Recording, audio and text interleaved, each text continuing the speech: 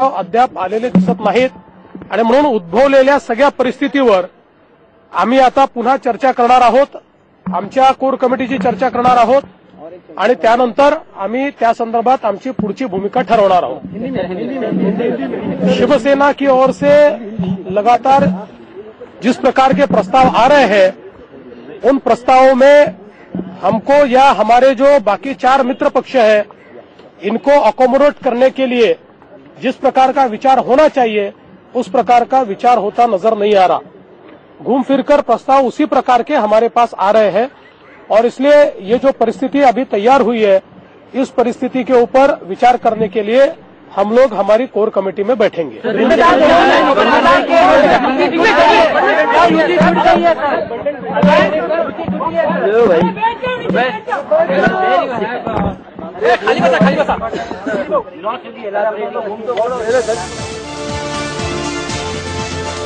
बड़ी खबर इस वक्त ये है, बीजेपी शिवसेना का गठबंधन टूट गया है. महाराष्ट्र विधानसभा चुनाव में अब नया मोड़ आ गया है. एक बार फिर से सुनते हैं.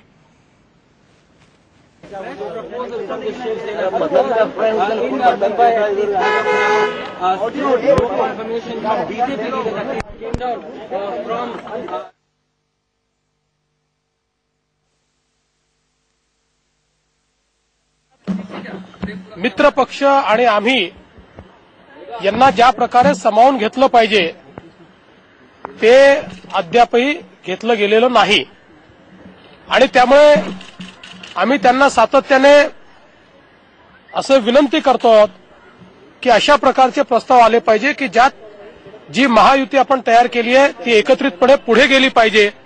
मात्र तसे प्रस्ताव अद्याप आलेले दिसत नाहीत आणि म्हणून उद्भवलेल्या सगळ्या परिस्थितीवर आम्ही आता पुन्हा चर्चा करणार आहोत. आमच्या कोर कमिटीची चर्चा करणार आहोत आणि त्यानंतर आम्ही त्या संदर्भात आमची पुढची भूमिका ठरवणार आहोत. शिवसेना की ओर से लगातार जिस प्रकार के प्रस्ताव आ रहे हैं उन प्रस्तावों में हमको या हमारे जो बाकी 4 मित्र पक्ष है इनको अकोमोडेट करने के लिए जिस प्रकार का विचार होना चाहिए उस प्रकार का विचार होता नजर नहीं आ रहा. घूम फिरकर प्रस्ताव उसी प्रकार के हमारे पास आ रहे हैं और इसलिए ये जो परिस्थिति अभी तैयार हुई है इस परिस्थिति के ऊपर विचार करने के लिए हम लोग हमारी कोर कमेटी में बैठेंगे.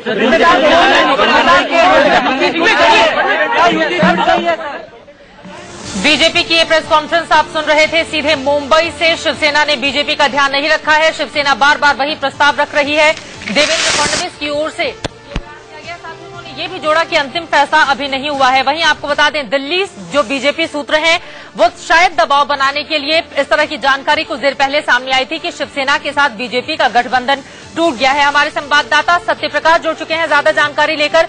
सत्यप्रकाश, जो प्रेस कॉन्फ्रेंस की गई है देवेंद्र फडणवीस की ओर से अंतिम फैसला अभी नहीं हुआ है उन्होंने स्पष्ट किया, लेकिन अब स्थिति किस ओर जाती हुई दिखाई दे रही है? जिस तरह से बीजेपी की तरफ से देवेंद्र ने बात किया है उन्होंने साफ तौर से कहा कि जो शिवसेना की तरफ से जो प्रस्ताव आ रहे हैं बार बार कहीं तो आंकड़े 151 के आंकड़े से वो नीचे उतरने वाली नहीं है. बार बार शिवसेना का एक ही बात कहना कि हम 151 सीट से नीचे नहीं आएंगे. जो भी सीटें देना होगा बीजेपी दे छोटे दलों को वो सीटें अपने कम करें, लेकिन शिवसेना कम नहीं करने वाली. शिवसेना साफ तौर से कहना है कि हम केंद्र का समर्थन करते हैं. अगर लोकसभा चुनाव होता तो हम कम सीटें लेते हैं, लेकिन महाराष्ट्र विधानसभा चुनाव में शिवसेना ज्यादा सीटें लेंगी. इसी को लेकर शिवसेना अड़ी हुई है और अभी तक जो प्रस्ताव आए हैं शिवसेना की तरफ से शिवसेना काम नहीं करने वाली. शिवसेना साफ तौर से कहना है कि हम केंद्र का समर्थन करते हैं. अगर लोकसभा चुनाव होता तो हम कम सीटें लेते हैं, लेकिन महाराष्ट्र विधानसभा चुनाव में शिवसेना ज्यादा सीटें लेंगी. इसी को लेकर शिवसेना अड़ी हुई है और अभी तक जो प्रस्ताव आए हैं शिवसेना की तरफ से 151 से नीचे नहीं आया है. इसीलिए बीजेपी लगातार मीटिंग कर रहा, मीटिंग में मीटिंग हो रही है, लेकिन मीटिंग का कोई फैसला नहीं हो पा रहा. आखिरकार कहीं कहीं ये बीजेपी नेताओं ने कहीं ये अख्तियार कर लिया कि एक आखिरी फैसला रखा जाए. अभी बीजेपी कोर कमेटी की मीटिंग होने वाली, जो कि बीजेपी नेता एकनाथ खड़से घर से मीटिंग होने वाली है. यहाँ से सारे नेता निकल चुके हैं और एकनाथ खड़से घर से फिर से मीटिंग होगी. आखिर फैसला क्या लिया जाएगा? सत्यप्रकाश, क्या ये माना जाए कि एक और नरेंद्र मोदी अमेरिका के लिए रवाना होंगे, दूसरी ओर बीजेपी ये तय कर लेगी कि आगे महाराष्ट्र की राजनीति में उसे एकला चलना है या फिर शिवसेना के साथ, और इसका फैसला आज शाम तक हो जाएगा? जिस दिशा से यहाँ पे मीटिंग चल रही, लेकिन कोई फैसला नहीं हो पा रहा है। शिवसेना का कहीं कहीं कड़े रवैये के बाद कहीं कहीं बीजेपी अलग एक रास्ता तैयार कर रही है, अकेले लड़ने की तैयार हो गई है। कहीं कहीं ये शाम तक पूरा फैसला हो जाए क्या बीजेपी शिवसेना गठबंधन रहेगा कि नहीं है। लेकिन जो अभी फिलहाल मीटिंग में हुई है, मीटिंग में साफ तौर से एक दिशा से बीजेपी नेताओं का कहना है कि शिवसेना अभी भी अपने 151 सीटों पर अड़ी हुई है। इसीलिए हम एक बार फिर आखिरी सोच रहे हैं, इसके बाद हम फैसला नहीं लेंगे। देर रात तक ये फैसला हो जाएगा कि शिवसेना गठबंधन रखना है की नाही रखना है। आमची आता सकाळी जी पहिली बैठक झाली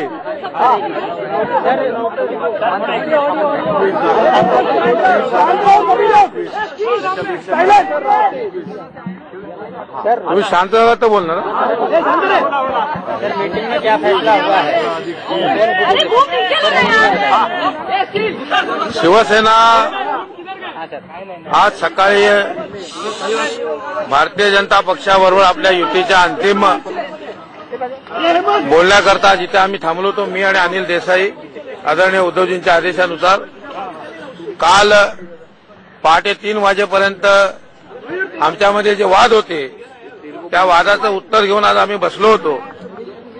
शिवसेनेच्या वतीने हा वाद सोडवण्याकरता आदरणीय उद्धवजीने ज्या 18 जागा जाहीर केल्या होत्या त्यामध्ये आणि आमच्या मित्रपक्षांना आमच्या अंतर्गत 3 जागा अशा 21 जागा शिवसेनेच्या वतीने युती पुढे जाण्याकरता आम्ही स्वतःही मान्यता दिली होती। आमचा अंतिम प्रस्ताव तयार करण्यासंदर्भात बोलणी झाली होती। म्हणजे नक्की आम्ही मित्रपक्षांच्या आणि त्यांच्या जागांच्या संदर्भात म्हणजे भाजपच्या यादी बनवत आम्ही आता जवळजवळ बसलो होतो। सेनाभवनून यादी तयार होऊन फॅक्स होऊन इकडे आमच्या हातात आली, त्याला जवळ 1.5 तास 2 तास आम्ही त्यांची वाट पाहिली। आता आम्हाला आपल्या माध्यमातून असं कळलं की महाराष्ट्राचे भारतीय जनता पक्षाचे प्रभारी रुडी नावाचे सन्माननीय कोणी सदस्य त्यांचे नेते आहेत, त्यांनी दिल्लीहून जाहीर केलंय।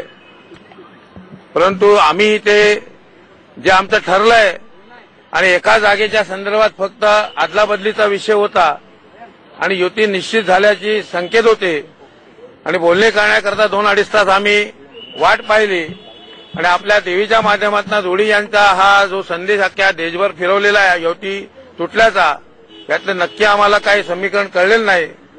माननीय अध्यक्ष मुंबई प्रदेश यांनी आता आम्हाला येऊन निरोप दिला की काही ज्या आपल्या अंतर्गत आपण जे काही ठरवलेलं आहे त्याच्याकरता त्यांच्या एका सन्मान्य नेत्यांची फक्त मान्यता घ्यायची आहे आणि ती झाल्यानंतर आपली युती झाल्याचं जाहीर करायचं आहे। आणि आम्ही ज्यावेळेला खाली उतरताना आम्हाला ही बातमी मिळाली ती आपल्यापर्यंत पोहोचवतोय। ह्याही क्षणाला आमच्याकडे आलेला हा स्थानिक जो निरोप आहे या पक्षाकडनं तो आम्ही दिलेली ठरवलेली यादी याच्याकरता सन्माननीय विरोधी पक्ष नेत्यांची फक्त मान्यता ते घेत आहेत आणि त्यांचा होकार आल्यानंतर ही युती जाहीर करायचं असं ठरलेलं आहे। त्याप्रमाणे आम्ही आदरणीय उद्धवजींच्या कानावर घालण्याकरता निघालोय। पण एका गोष्टीचा खेद व्यक्त करतो की युती तोडण्याच्या घाई झालेल्या जर भारतीय जनता पक्षाने 2-2.5 तास आमच्यासारख्या आम्ही इथे चर्चा करायला बोलवल्यानंतर उद्धवजींच्या वतीने आम्ही उद्धवजींच्या वतीने आलो असताना रखडवल्यानंतर परस्पर अशा प्रकारे आम्हाला न भेटता निघून जाणं आणि निरोप पाठवणं ही अत्यंत खेदजनक बाब आहे।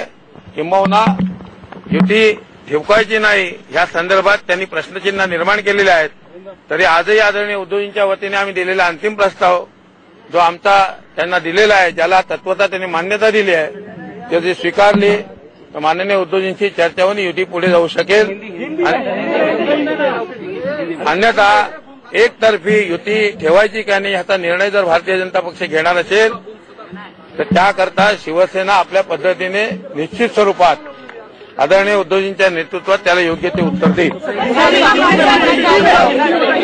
किस तरह की चर्चा हुई और अभी युति की फिलहाल क्या स्थिति है? युति की फिलहाल क्या स्थिति है? युति की चर्चा के लिए कल हम सुबह 3 बजे तक बैठे थे। हमारे आपस में जो कुछ मंजूरात और नामंजूरात थी उसका हमने हल किया और अंतिम जो सवाल थे वो हमें क्लियर करने के लिए आज हम सुबह 11 बजे यहाँ मिलने का हमारा तय हुआ था। आदरणीय उद्धव जी से उस बारे में चर्चा करके हमारे अनिल जी देसाई सचिव और हम यहाँ सुबह आए हैं हमारी चर्चा हो गई, अंतिम प्रस्ताव भी तैयार हो गया। एक जगह के लिए उनका जो प्रस्ताव था, उनकी बात हमारे उद्धव जी से होनी थी। तुळजापुर से उनके साथ फोन पे बात की, तो बातचीत करने के लिए वो हमारे साथ आने वाले थे। 2-2.5 घंटे के प्रतीक्षा के बाद हमें मालूम पड़ा कि हमारे सब सम्माननीय जो हमारे साथ युति के लिए चर्चा में बैठे हुए सम्माननीय नेतागण थे, वो तो बाहर के बाहर हमें नहीं मिलते हुए निकल गए, ऐसे मालूम पड़ा। और हमें संदेशा दिया हमारे जिस मुंबई प्रदेश अध्यक्ष कमेटी के भारतीय भाजपा के अध्यक्ष ने, या जो आपका जो प्रस्ताव है वो यहाँ तो मंजूर हुआ है, लेकिन हमारे विरोधी पक्ष नेता जो सम्मान्य है, उनकी मंजूरी लेने के बाद आपको हम बता देंगे सेना भवन, और ये युति आगे चलेगी, ऐसा ये हमें उन्होंने जो संदेशा दिया है।